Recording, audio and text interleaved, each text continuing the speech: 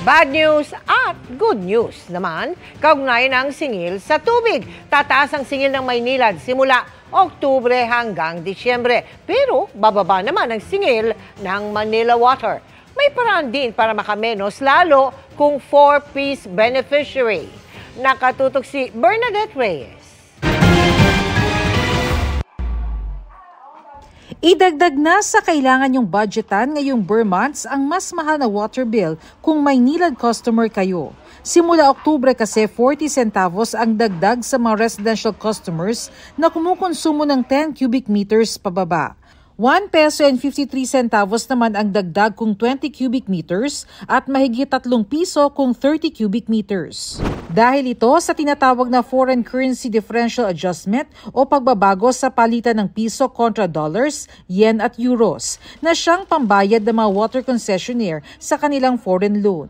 Pero ang singil ng Manila Water bababa mula Oktubre hanggang Disyembre.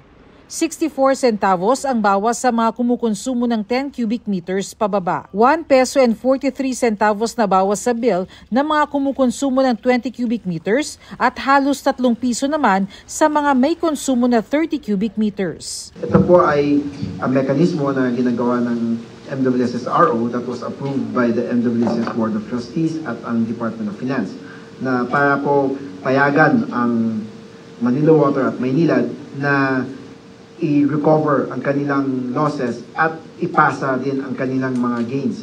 Meaning po dyan, no over-recovery or under-recovery. Sa mga mahihirap, kabilang ang mga miyembro ng 4Ps, maaaring mag-apply sa Enhanced Lifeline Program para mapababa ang water bill. Para sa mga Manila Water customers na kumukonsumo halimbawa ng 10 cubic meters, sa halip na mahigit 250 pesos ang bayarin, magiging 91 pesos na lang. Sa Maynilad customers naman, sa halip na 182 pesos, magiging 151 na lang. Kailangan lang sagutan ng application form, laki pa ng 4-piece ID o anumang patunay na mababa ang kita ng pamilya, valid government ID at proof of billing. Just get a form from Manila Water Maynilad, pwede na po silang mag-avail ng Enhanced Lifeline Program.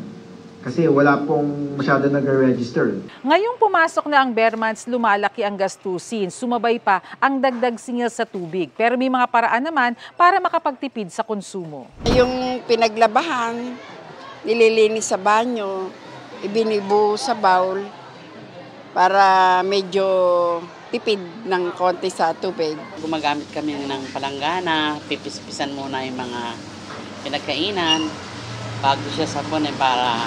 Tapos mahina lang yung tubig sa gripo, hindi sinasagad. Para sa GMA Integrated News, Bernadette Reyes, nakatutok 24 oras.